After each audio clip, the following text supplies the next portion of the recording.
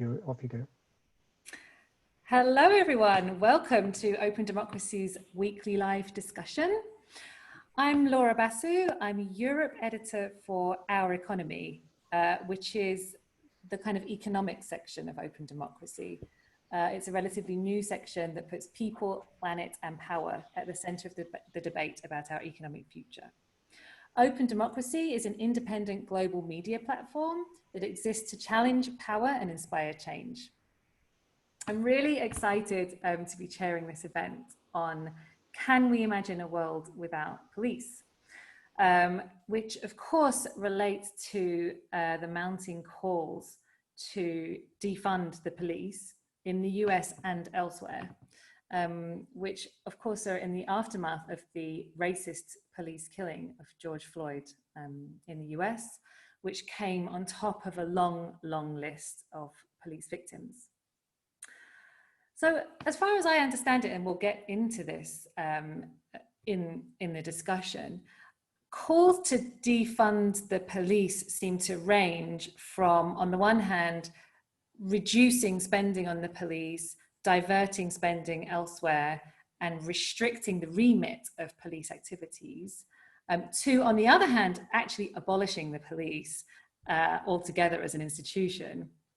And I think like part of what's so interesting about this moment and about this movement is this really profound questioning of the kind of fundamental structures of our societies, the ways our societies are organized.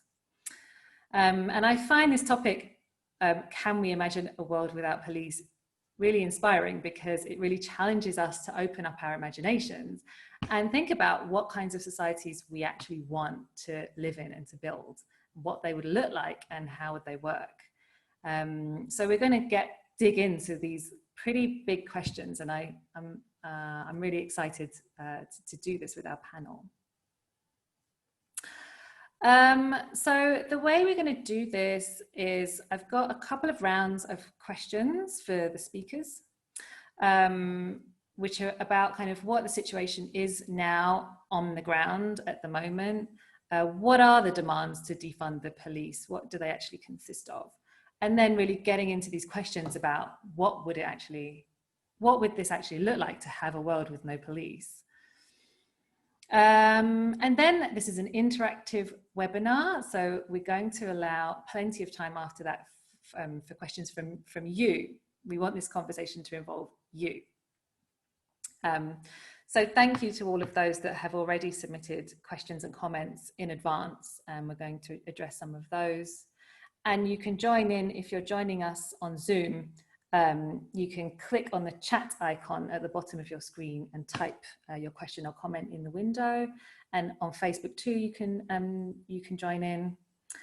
And then the whole thing will last an hour, and then we'll be finished at 5 p.m. UK time. Quick disclaimer, I think we know the drill by now. Many of us are doing this from home, so anything can happen. Kids might come and interrupt, pets, you name it. I think we know, we've been in this pandemic long enough to know the drill by now. So please bear with us. So let me go ahead and introduce our panel. We have Chris Myant, who contributes to Open Democracy on France, where he's lived for the past 10 years. He started working as a journalist in 1968. For many years, he worked at the Commission for Racial Equality, I think in the UK, for whom he conducted an investigation into the prison service and the murder of Zahid Mubarek. We have Amrit Wilson, writer and activist in the movement to end violence against women and girls, and member of South Asia Solidarity Group. We were supposed to have Aislinn Pulley and Maya Chenwar from the US. Aislinn is a co-founder of Black Lives Matter Chicago, and Maya is editor-in-chief of Truth Out and has written a lot on prisons in the US. Unfortunately, they couldn't be with us. They're not with us now. We hope that they will join us. at some point during this. But for now, we're going to have a conversation that is based not on the US, but in the situation in the UK and France, which are both very interesting contexts. And we'll see if we can get the two US speakers as we go along. So Amrit, I think I'll start with you. Question for you. Well, firstly, I want to welcome all of the panelists, the two panelists that we have so far. Thank you so much for joining us. I think it's going to be a really exciting discussion. Amrit, you recently published an article on openDemocracy with us about both police abolition and prison abolition, kind of linking the two, and then also linking the two very much to the immigration system, and arguing that these are feminist issues as well. Can you just talk us through some of your arguments there? Oh, I think you're on mute.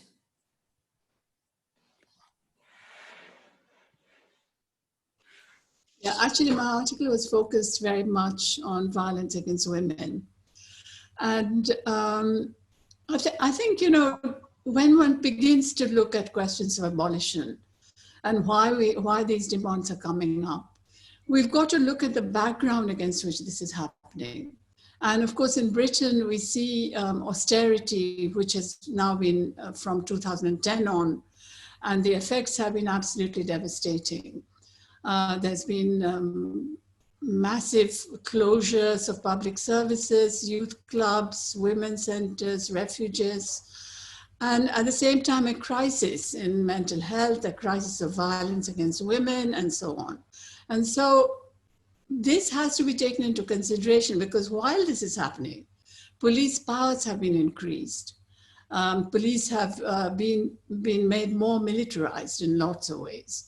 And at the same time, we have two other laws which are extremely important in this context.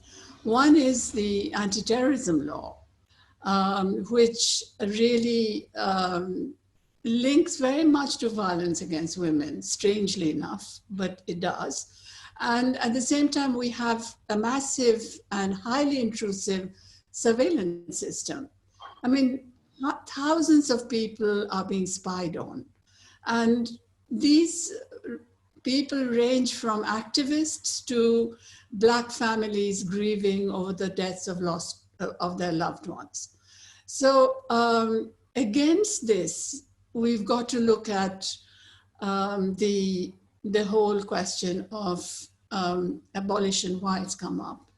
Because what we find, I mean, particularly I'd like to talk about violence against women, and the police really have not succeeded in any way in protecting women. In fact, in many ways, the police-led initiatives have made it much worse. And I could go into more detail about that. I don't know if you want me to do that now. Or... Yeah? Well, I think, you know, the one thing we've got to realize is that every single aspect of the laws which govern the question of violence against women, particularly in the domestic sphere, are police-led now. Whereas once upon a time, not that long ago, the beginning, say about 20 years ago, there was an element of prevention in the whole violence against women initiative of the government. Now, all that is completely gone, and it's entirely punitive. So it's about locking people up, locking perpetrators up, and very often locking the victims up as well. This is the most appalling thing. And, you know, the way this plays out is that there's also a massive infrastructure.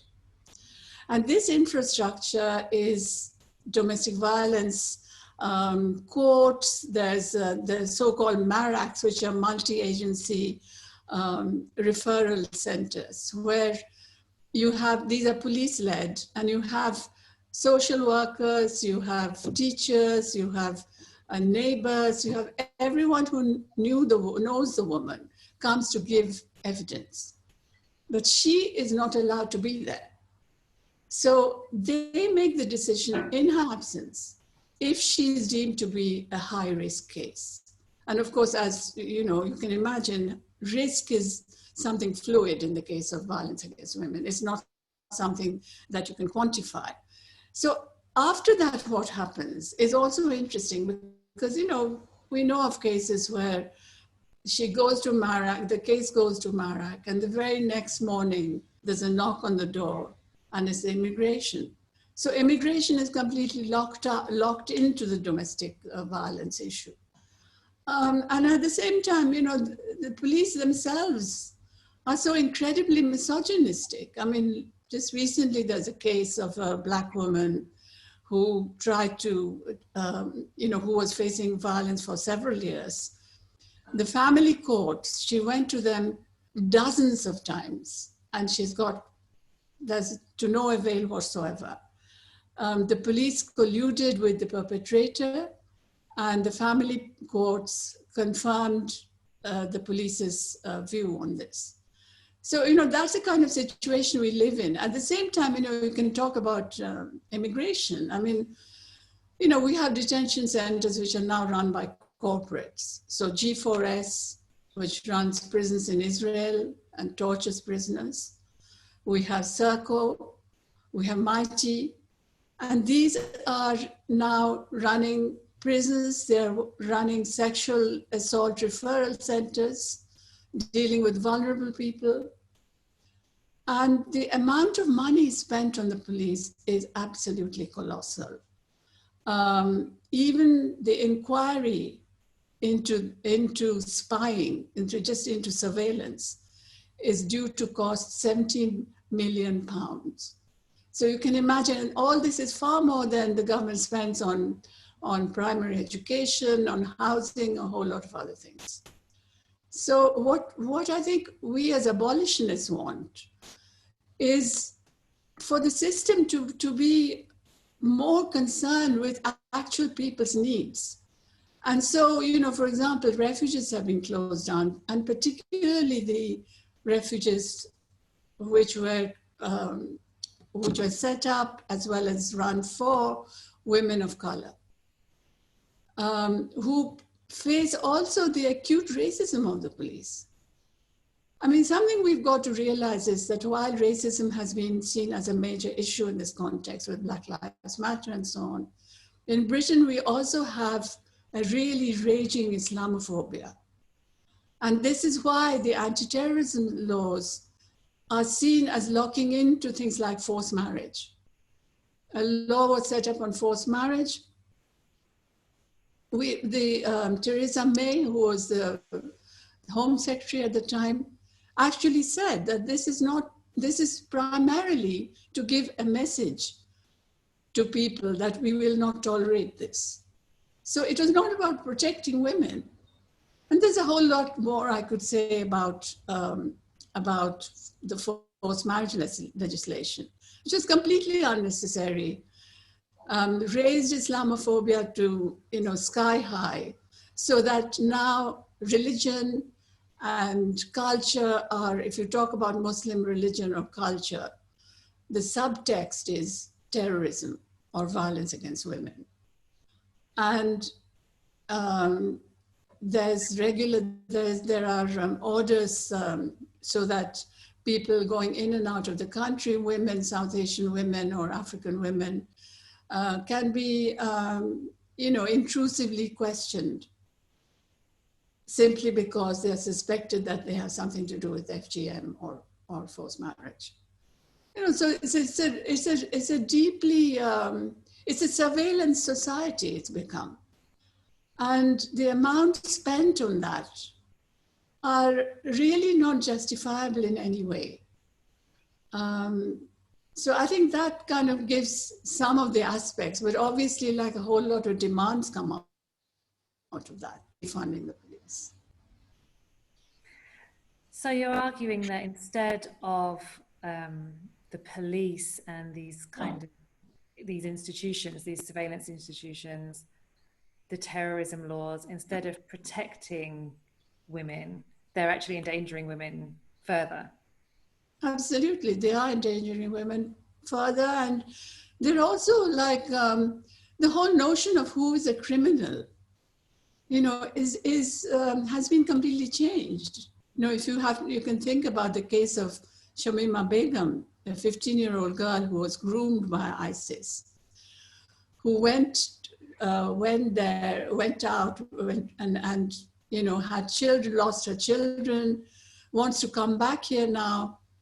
And she was, you know, they said that she wasn't a citizen initially, because although she had no connection with Bangladesh, which is where her parents came from. So she is regarded as a criminal, and yet Pakistani men are regarded as the biggest groomers for child sexual abuse. I mean, that's another aspect which, you know, one could go on about, because there's so many things which link up to this. You know, there's a place called Rotherham in the north of England where there had been a large number of cases of child sexual abuse, and many of the perpetrators were Muslims, although not all. And so a moral panic was set up about this, and Muslims were targeted preferentially as child sexual abusers. Although it wasn't, you know, if you look at mainly white areas, for example, on the South Coast, there have been similar incidents where they're all white perpetrators. It's just ridiculous.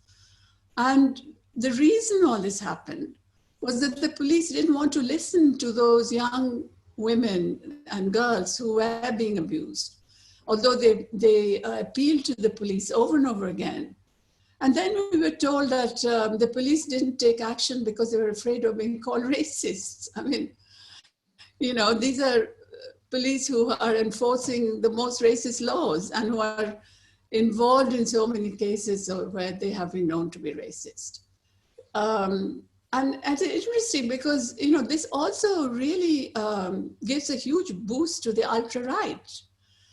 This happened in Rotherham. Not only that, you know, the Christchurch bombings in New Zealand, the killer had Rotherham scrawled on his gun.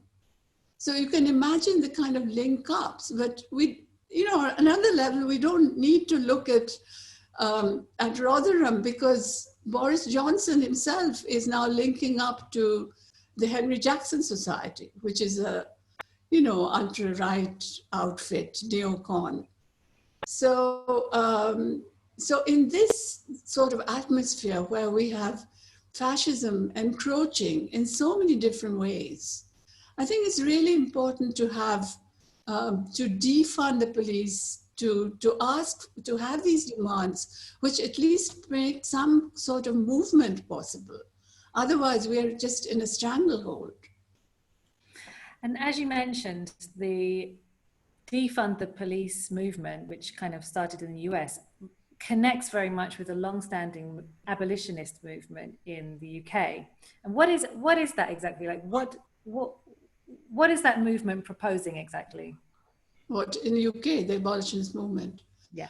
Well, I mean, as you probably know, there have been calls to defund the police. And what that means is, it doesn't mean that you just, you know, close all the police stations overnight and you abolish the criminal justice system.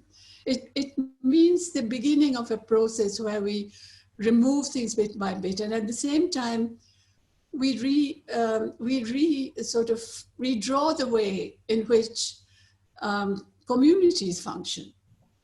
I mean, and this is a really interesting and important point, because, you know, for those of us who've come from the colonies, we know that the way in which the communities were constructed by colonialism were really interesting. And when we came to this country, especially in the 80s and 90s, there was an attempt to recreate the communities in the same way, where there were community leaders who were willing to do the bidding of the state, and that these people were usually the most patriarchal and most reactionary. So if that could be done, then that can be undone as well. And the way that could be undone is to give more power to women's organizations, to challenge the whole question of these hierarchies, and also to take up the question of violence against women within that context, because that's the only way in which it will work. I mean, you know, you have to look at things like FGM in places like Mali, right? In Mali, there's been a real drop in the number of FGM cases. And the reason for that is they have gone out, they've talked to community leaders, they've involved the religious leaders in ending FGM. Sorry, FGM stands for? Female genital mutilation, right? But of course, in Britain, that has never been done. And I want to make it really clear here that I'm not talking here about mediation. Because, you know, mediation where the abuser and the person abused are brought together to talk it out, as it were. This is extremely dangerous. And it's no, I mean, women have died when that's been attempted. So I'm not talking about that, but what I'm talking about is for women's organizations to back up those the survivors of violence against women, and stand with them in discussions with the community, where, you know, to actually get the family involved. And for that, you need organizations who are actually deeply involved in the community, which you don't have from the established, mainly white, middle class groups whom the government holds up as an example. So it sounds like kind of diverting resources away from the police and the sort of surveillance state mechanisms, surveillance and coercion, to kind of community, empowering communities, and especially women in communities. Absolutely. I think for the question of violence against women, that's absolutely crucial. And it's also absolutely doable. It's not some you know, it's not a dream world we're thinking of here.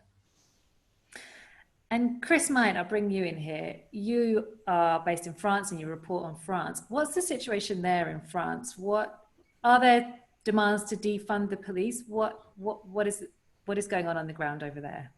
There isn't really a movement to argue that we should defund the police. We haven't got to that point, I think. What there is considerable concern about the amount of violence used by the police at all times. And the central demands are around getting rid of violent policing on demonstrations, getting rid of so-called non-lethal weapons that actually kill and seriously injure people, stopping a policing that's based not on prevention, but is based on retribution and punishment. I was very struck the other day by one of the phrases by Trump's spokesperson talking about, we've surged in Portland, we've surged here with police numbers. The same language as was used about troops in Afghanistan or troops in Iraq. And you have the same language here. We're going to reconquer areas. There is going to be a Republican reconquest of the banlieue, the areas where ethnic minorities live in France. This is absurd talk, nothing to do with policing to make people's lives better, to reduce social problems, reduce criminality and so on, but it's about punishing individuals who happen to live in these areas. Well, very evocative couple of things at the moment.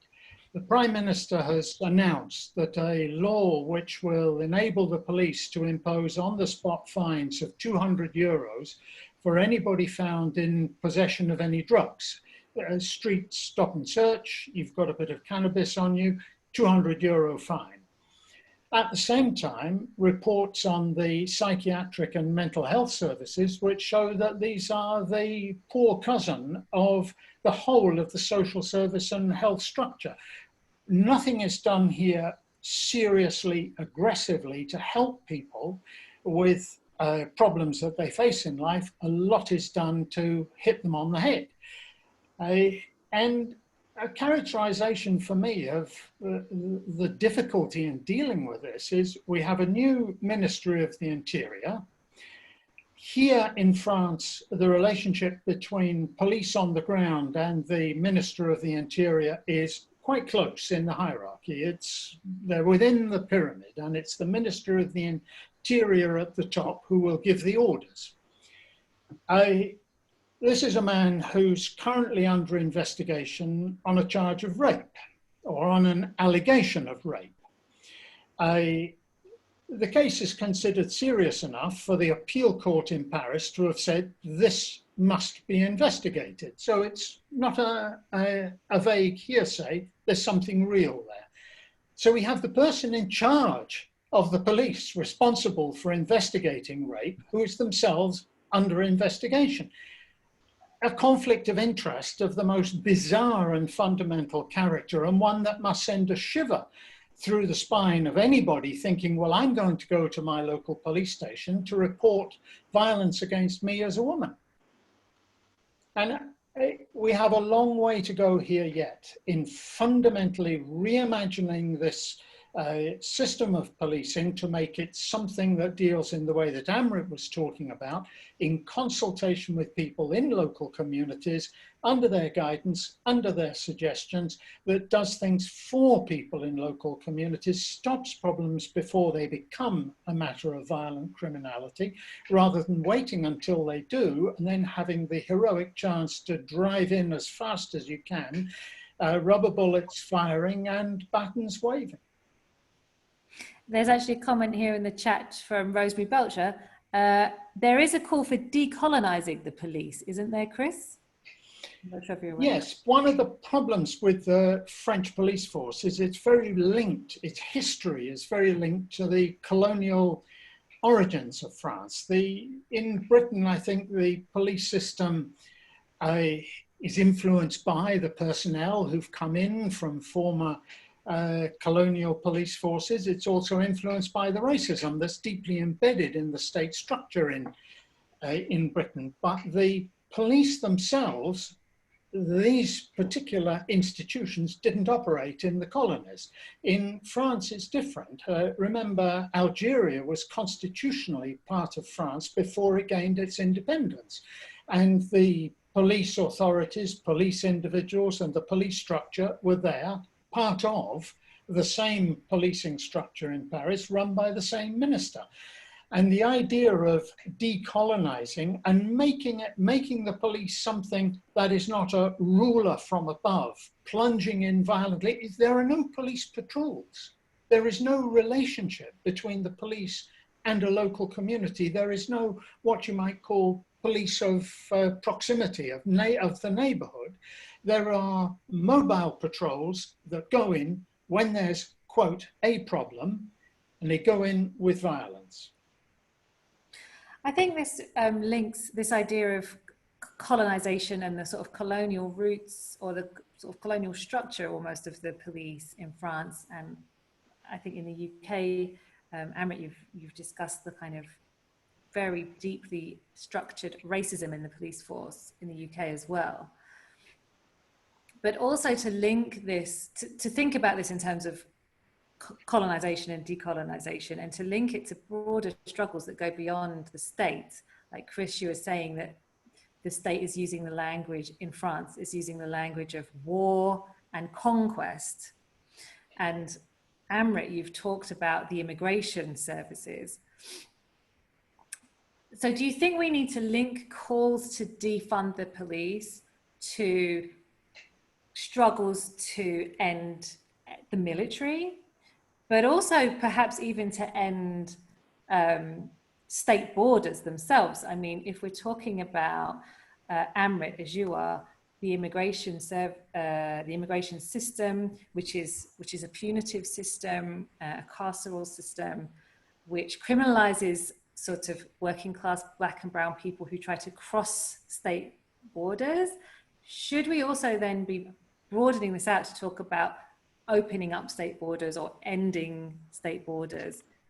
What are both of your thoughts about broadening out the discussion to talk about state borders and on the one hand, and military on the other hand? Yes, I think that is a very important part of it. I think there's a couple of policies which need to be ended. One is the hostile environment policy, which is really targeted at migrants. And this really is a source of incredible exclusion, denial, and racism, which affects everyone, not just migrants, although, of course, it affects migrants particularly. But in that context, I think, we can talk about ending broad policies, and that must be done. But what could be done immediately? There's certain things which could be done immediately. Number one, the detention centers should be closed down. I mean, there's been a call for this for a very long time, and they are the places of the most horrific brutality. I mean, there's rapes, there's abuse of, particularly in the women's detention centers. And I think, Chris, you've written about young people's prison, haven't you? I think before. But this is just going on. So yes, I think the detention centers should be closed down. The prevent policy must end. The prevent is the sort of surveillance policy to end terrorism, extremism, and non-violent extremism, whatever that is. So prevent needs to go, and the MARACs need to go, because they're another source of surveillance. But I think, we can talk of these things going, but we must be aware that 4 new prisons are being planned for Britain, 2 of which have already been outsourced. So it's interesting because, these calls to defund the police are also, in many ways, they're also an anti-capitalist move, which is very interesting and very important. And I think we should take that into account when we have these calls to change things. But yes, I mean, immigration, the anti-terrorism laws, and all of these need to be looked at and ultimately abolished. But these things could be done like, ASAP, close down the detention centers, and prevent, change the MARAC system. I think they could be done without a lot of preparation. Chris, what are your thoughts? Ordinary people, I think, do pretty well in getting on with each other.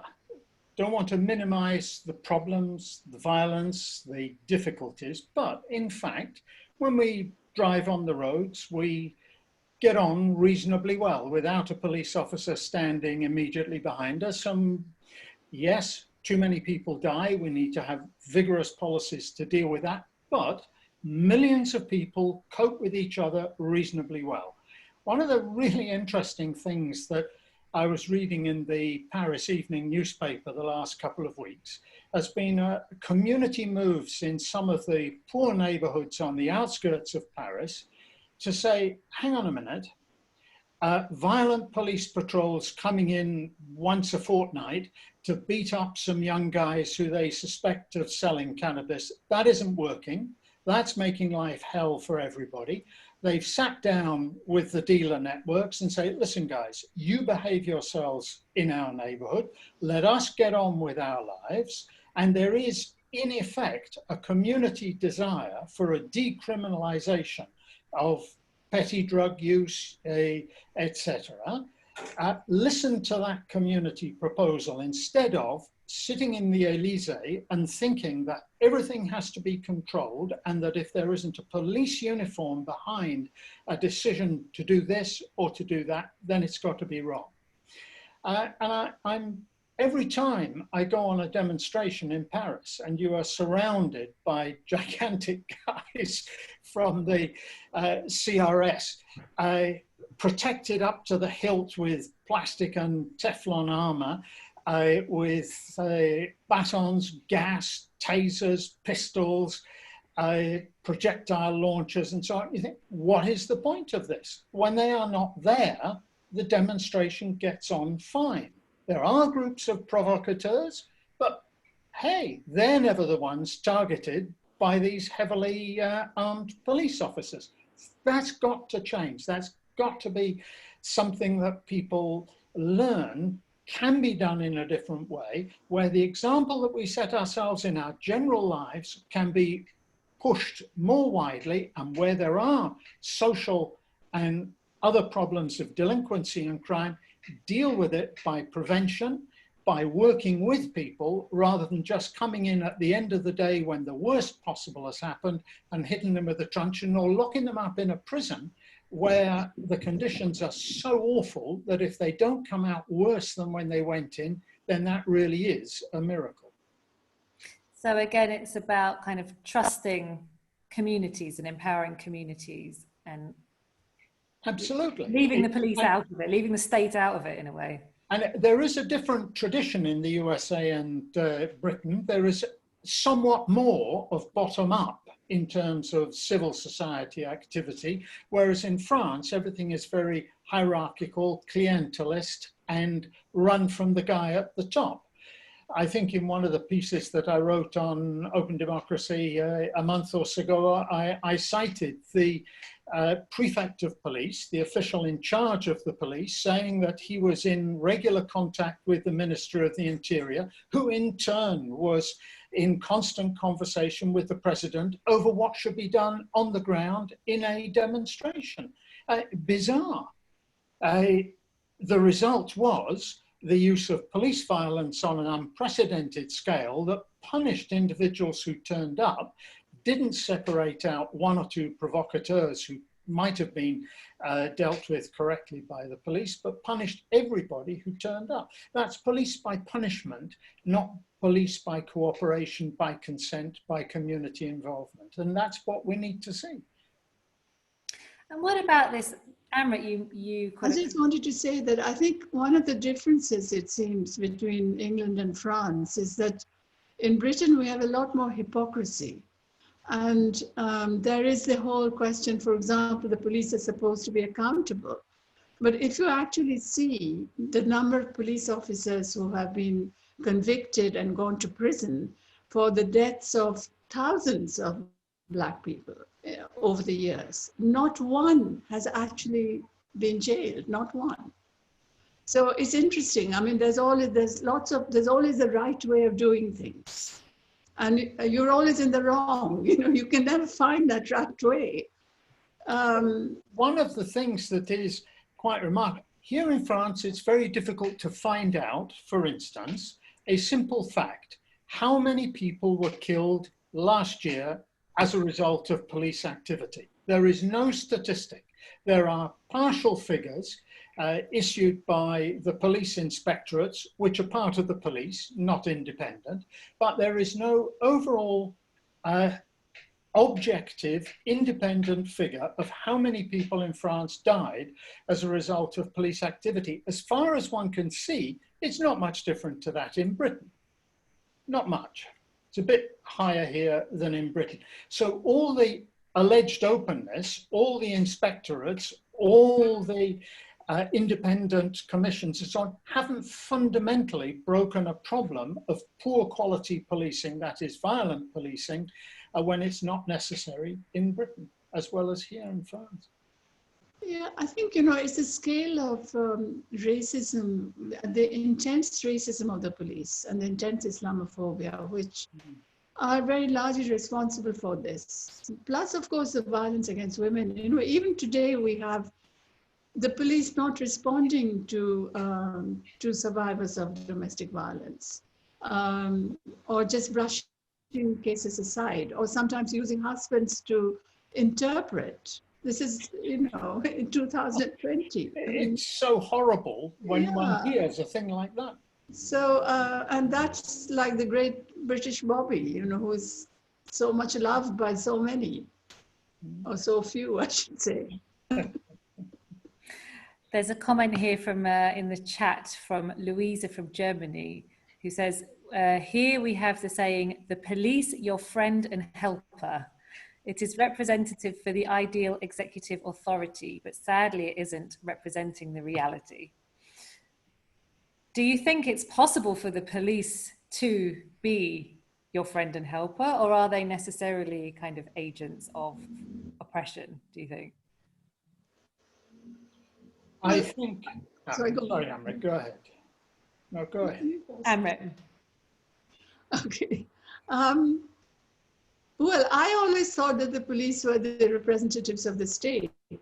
And I mean, if we have the kind of state that we have in Britain, which is launching wars on countries, which is got racism institutionalized in so many of its laws and processes, which is really against working class people as well in terms of the kind of policies it's unleashing.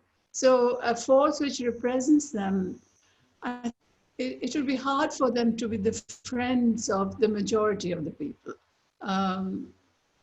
I think they would be friends with the people at the top, and I think they are, which is why you don't have, cases of child sexual abuse against so many of our well-known people in the upper echelons of society in Britain. I mean, you do have the occasional case and it gets flashed everywhere, so it's an extraordinary thing. But, the fact that it is fairly routine is not highlighted because the police don't want to do anything about it. They have to obey their orders. It's not easy being a good police officer. The things many police officers have to do, which are good and important things that we need done, helping clear up after a terrible traffic accident, dealing with somebody who is violent and does need to be controlled. These are difficult, dangerous, and frightening things to do. Over the years, I've met many police officers who said the reason why I joined was to try and do something good. I wanted to be a police officer. When I went for the Commission for Racial Equality to do talks in schools or in colleges, many people would say to me, I want to join the police. Why? Because I want to do something good. I want to help make life better for other people. The problem arises the minute they get on the inside. And I think one of the solutions that we need to confront is that if we want services that help other individuals, they need to be radically more staffed up than we do at the moment. That's the case for our health service. We need more people in the health service. That's the case in our schools. How anybody manages to actually teach a class of 35 kids, I don't know. So we need to double the number of teachers rather than keep reducing them. We need to increase the number of police officers, but radically reduce their physical capacity to cause damage to others and reduce their powers of control so that what they do is to help and work with rather than to think of commanding and controlling others. That said, there are a number of individuals who, on a number of occasions, when violence is imposed and something has to be done about it. And one of the difficulties for individual police officers here in France over the last 10 years has been a degree of terrorism and terrorist violence. That has become the center of police activity rather than a sideline, rather than a specialist activity by a number of highly selected, highly controlled, highly trained individuals. It becomes the way in which the whole of the police force operates. And that's a disaster because ordinary human beings are not terrorists. They're just ordinary citizens who should be treated as such and helped. I think, there is a point I want to bring up, and that is, while we can say we want to increase police numbers, and I know that this has been said by a number of progressive commentators and politicians, I think what we are arguing as abolitionists is that some of the jobs which you were mentioning which the police should be doing, not all of them, should actually be done by other people. Absolutely. Other services, and they should, so that the police don't have to do it. I think that's one thing. I think the other thing is that in a way we have to see it in two separate ways. One is the individual police officers. I mean, yes, of course, many people join the police thinking they'll do something good. But the other way of looking at it is to look at the police as an institution. And I think we do need to do that if we are, we need to do both, but we need to see it also as an institution and look at how it functions with complete impunity, really. I mean, they can do anything they like. If they never ever face the kind of punishments which are doled out to other people, you know, that shows what kind of an institution it is. Yeah, I think this kind of gets down to the crux of the question, which actually, there's a question in the chat about this, which is, are we arguing to abolish the police altogether as an institution, or are we talking about taking away some of the powers of the police, diverting resources from the police to some other areas, a sort of more modest reorganization of the police system? And there's a comment here or a question from Vaska Bazak. I'm new to this. I was just wondering, in relation to the general question of a society without the police, does the proposal to defund the police involve some alternative proposed organization or system of dealing with crime and keeping people safe? Or are we talking about something much more radical, such as no enforcement of law, no law at all, perhaps, or criminal laws? Is this about getting to an ideal vision of society with very low levels of crime?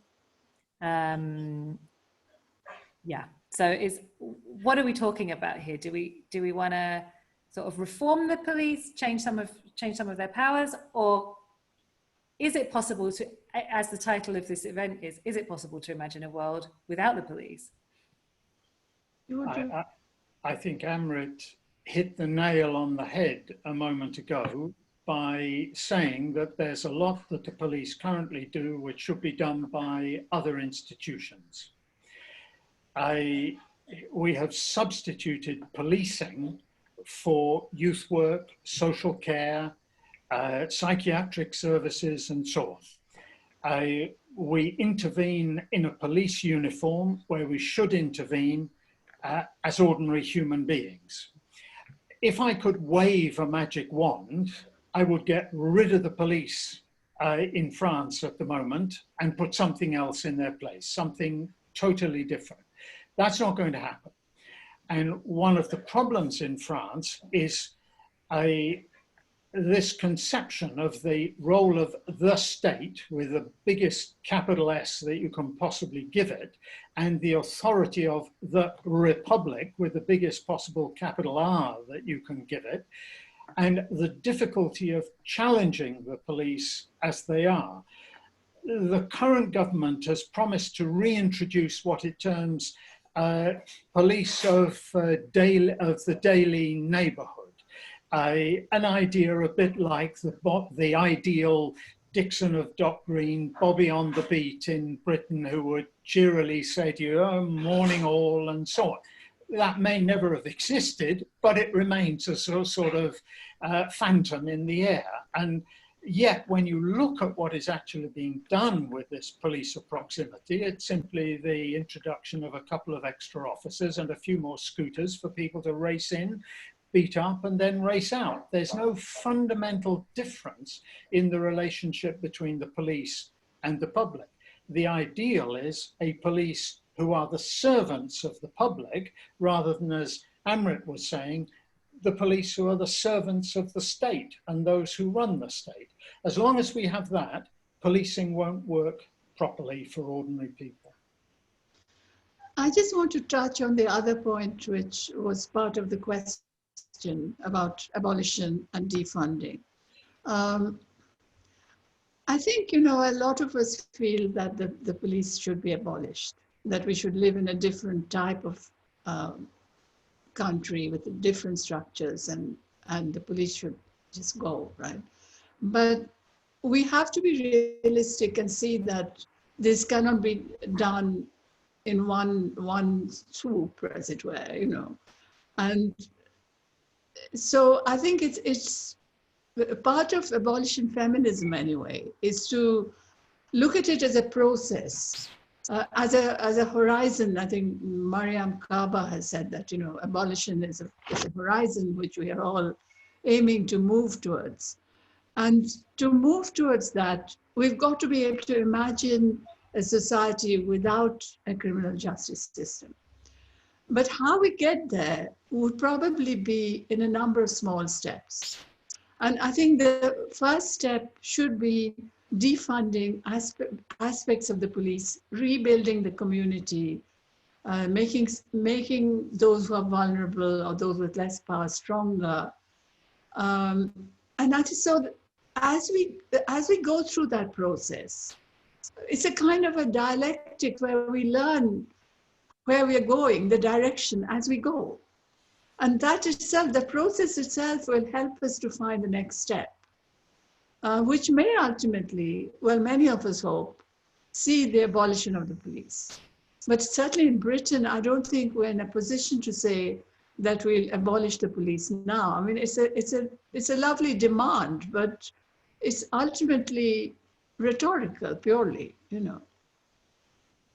So, I mean, I think, you know, there have been a lot of discussions about this, saying that defunding the police is very reformist and maybe negative in lots of ways. But I think that's the only demand we can make, and particularly as a feminist, thinking about what we put in place of the police is so important.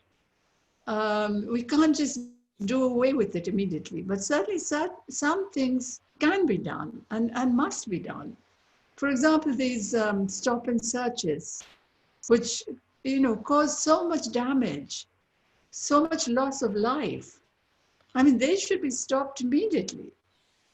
And a host of other things. I mean, as I was saying, prevent legislation, which costs so much money. And Britain, by the way, is like the highest per capita expenditure on the police in Europe, you know, or perhaps it's the second highest. I think Bulgaria or somewhere the first. I think it's really interesting to think about, as you say, the process and the horizon and the kind of steps to get to that horizon. And I actually want to end, we've got 2 minutes left, and I just want to end really briefly by talking about strategy, because this is really about strategy and, you know, how can the movement build, how can it be successful, how can it achieve its aims, how can it build alliances? And Amrit, you've spoken in your article about kind of dealing with feminism and how feminists should support the defund the police and the abolitionist movements. And there's a question from the audience actually about strategy, which let me find it. From Sam Lockwood: how can we present and win the argument for police abolition in such a polarized political climate? So could you both talk for 30 seconds about strategy, and we'll end with that. Who wants Chris, would you like to go first?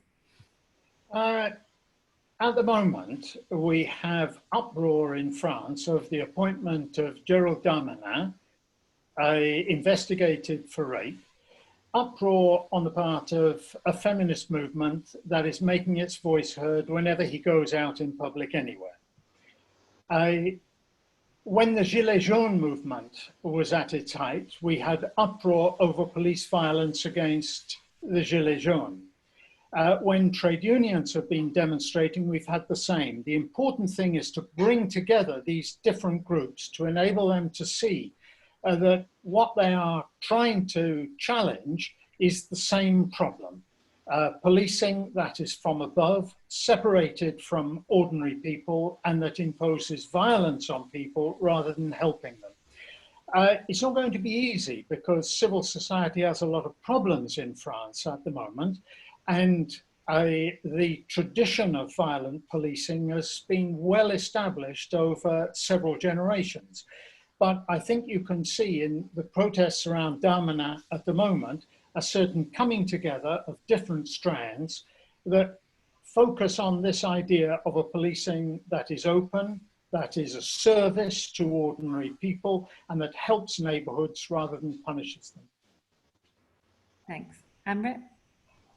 Right. I think we've got the Black Lives Matter UK who have been, pretty strong and are a fairly large movement. I think what's very encouraging about Black Lives Matter is that they have also taken a stand on issues like Palestine. And I think it's making those international links which are so important. And I think making the links within Britain should be possible because I think, a lot of women of color who are feminists have actually fought these laws and challenged the state on these issues over so many years. I mean, we've campaigned for our refuges not to be closed down, for safe spaces not to be closed down. That's been going on for like ages. I mean, from when they started closing them down. So there is that momentum. It just needs to, I think we need to make those links stronger. But I think that will happen. I mean, I'm quite hopeful of it. Well, that's a great place to end, I think, hopeful. And it is, I think it's a very trying time, but there's a lot of potential. So thank you both very much. To everyone out there, thank you so much for all of your great questions and comments. We have a live discussion at Open Democracy every week, the one at the same time. Next week's discussion is focusing on the UK and is on the topic of will COVID break up Britain? You can also subscribe. We have a couple of newsletters. We've got a Democracy Watch email newsletter. You can sign up at opendemocracy.net/Democracy Watch. And we've got a great weekly newsletter where you can sign up at opendemocracy.net/newsletter. Very important, Open Democracy is powered by the support of thousands of people just like you all. So if you want to continue to support reliable public interest journalism, groundbreaking investigations, please consider donating. You can support us at support.opendemocracy.net/donate. So I just want to end by thanking both of our panelists so much. That's been a really thought-provoking discussion. And to all of you out there, thank you for your really great questions and comments. And goodbye. Bye. Bye, and thank you.